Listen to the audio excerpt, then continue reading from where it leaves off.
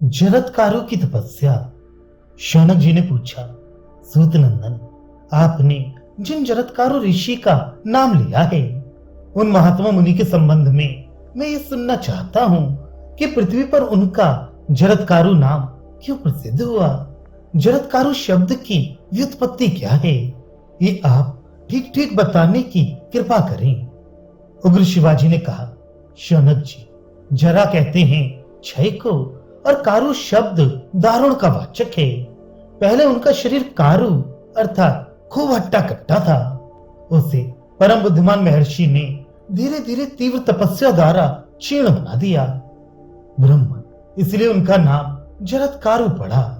वासुकी की बहन के भी जरत्कारु नाम पड़ने का यही कारण था।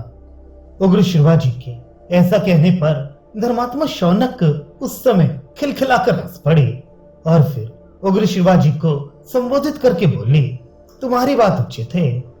शौनक जी बोले, सूत पुत्र, आपने पहले जो जरत्कारु नाम की व्युत्पत्ति बताई है वह सब मैंने सुन ली।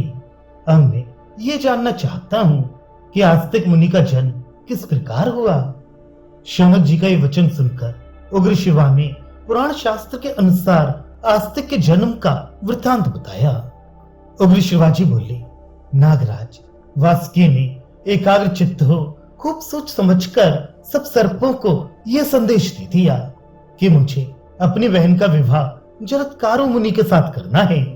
तदनंतर दीर्घ काल बीत जाने पर भी कठोर व्रत का पालन करने वाले परम बुद्धिमान जरत्कारु मुनि केवल तप में ही लगे रहे।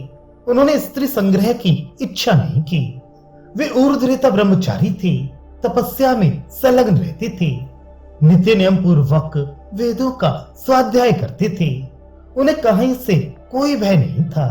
वे मन और इंद्रियों को सदा काबू में रखते थे। महात्मा जरत्कारु सारी पृथ्वी पर घूम आए, किंतु उन्होंने मन से कभी स्त्री की अभिलाषा नहीं की।